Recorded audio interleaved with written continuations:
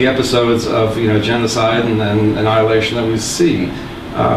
But that only, I think, reinforces the point that there are certain Kant say moral imperatives that are still as valid today as they were in antiquity, and those values have to be perpetuated and have to be strengthened and have to be taught. I don't think any of the four of us necessarily disagree with that. I understand that. Even farther, though. So what I'm trying to say is that, true, things change and circumstances change. We're living in a different world, but there are certain key elements that are immutable, and those key elements have to be at the center of any sort of a moral discussion or any metaphysical discussion.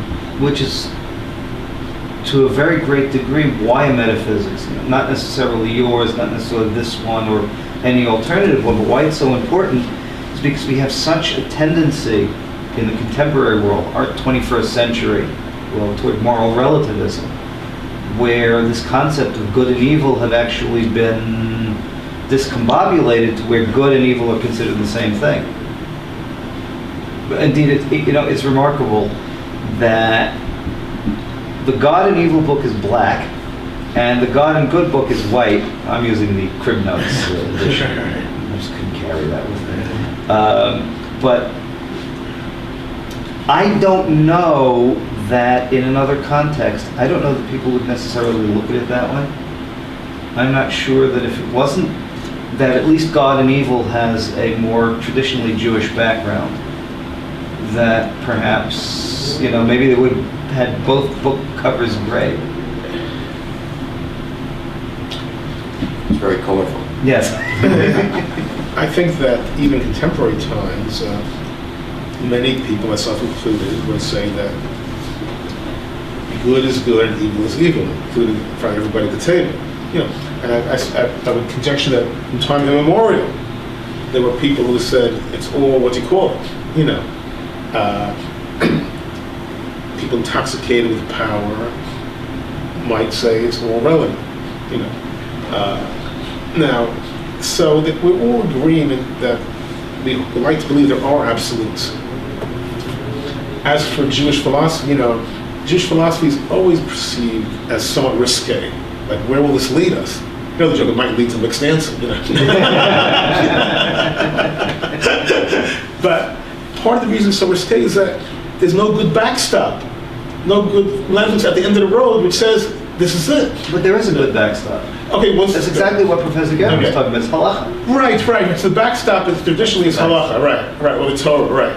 Fine. But that works for some people. It doesn't work for other people, and it works for the Jews maybe better than non-Jews.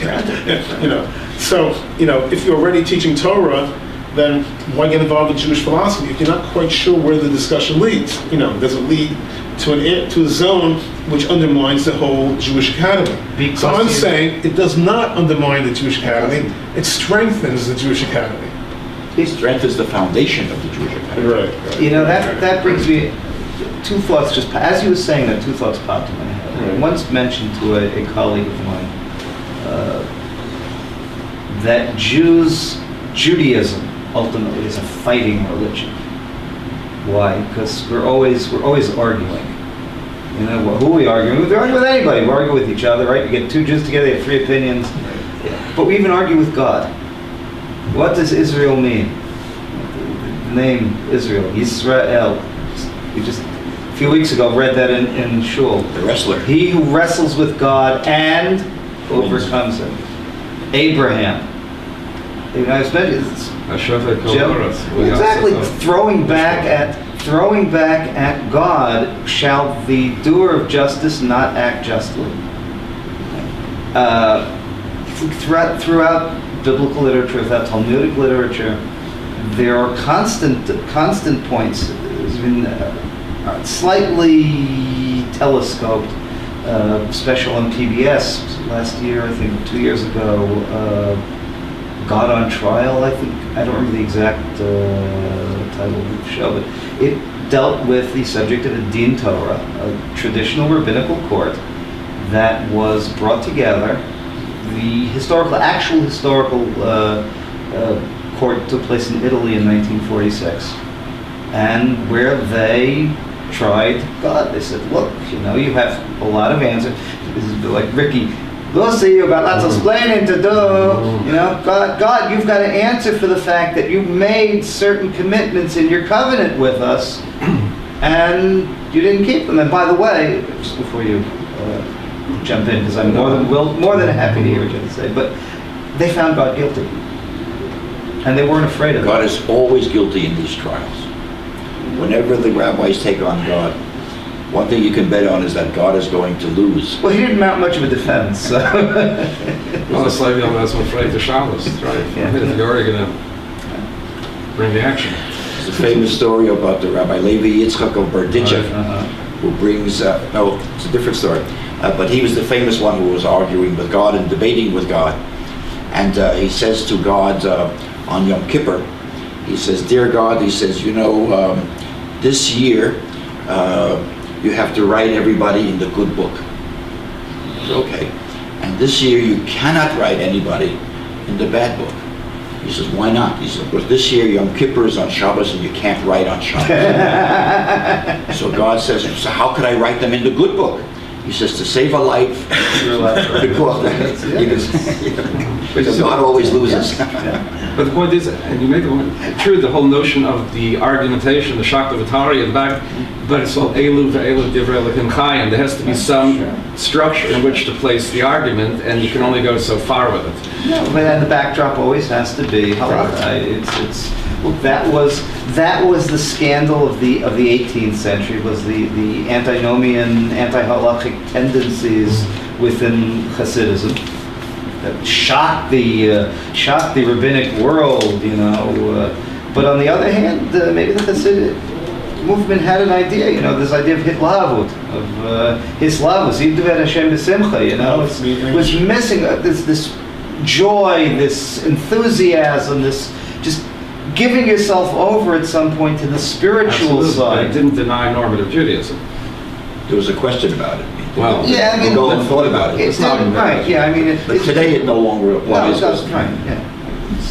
But they were, you know, not necessarily actions, but tendencies. You don't daven. No, the Garrin was not happening. You don't daven at any particular time. You daven when the internal thing tells you. You know, your spirit says, "Okay, now I'm going to daven shacharit," even if it's 3 o'clock in the afternoon.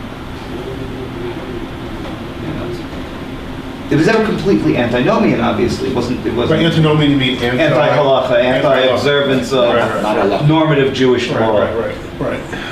I think Sum will sort of wrap up with sort of parting shots. Maybe go around the table once or twice.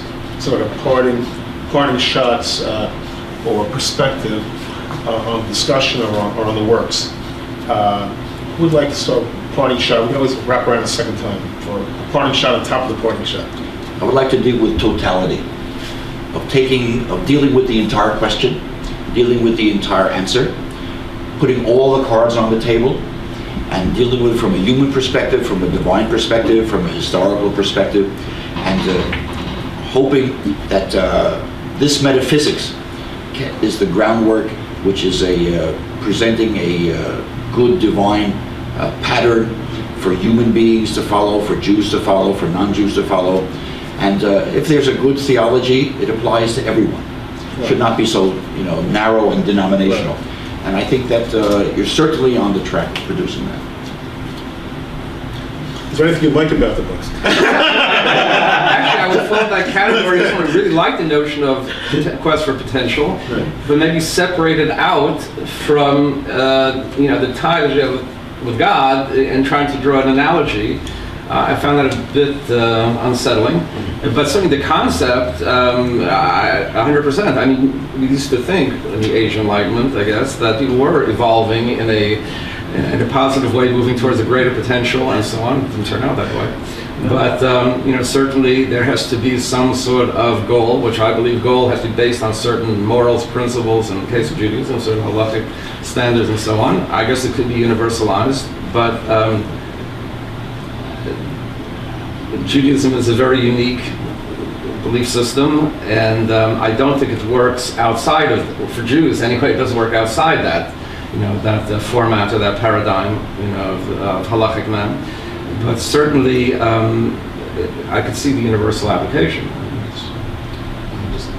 I would respond only in one point to what you said, Dr. Garrin. That is, perhaps we have to modify our view of this process of higher, further, etc., and state, the higher the fall, or the higher the accomplishment, the bigger the fall when you do have a fall, when there is a collapse. I also would like, just as I was rereading, I read God and Evil for purposes of full disclosure when it first came out in 1988, and I actually wrote a review which has to have been, by all accounts, the most vacuous book review ever written, because I didn't understand a lot of what you were saying at the time, and I was hurried, harried, and fachaded, as they say, which I still am. I'm a lot older now than I was then, and maybe a little wiser. One thing that, as I was rereading, came to me was the famous saying, Lo alecha halacha ligmor, v'lo ata ben korin lipater mimena. You can't necessarily finish the answer, but you can't, on the same time, you're not permitted to stop trying. You have to keep, that's the nature of man, is that we are curious and we want to find out, we want to understand, we want to know. This is exactly the quest for potential that you're talking about. And I think in that respect, you're right on the money. Whether the metaphysics is good or not, I'm not sufficiently... Time will tell. Right, I'm not sufficiently educated to be able to say for sure. 100%, that's the nature of man. Should I lean on you for a parting shot on top of a parting shot? No, you can have the point.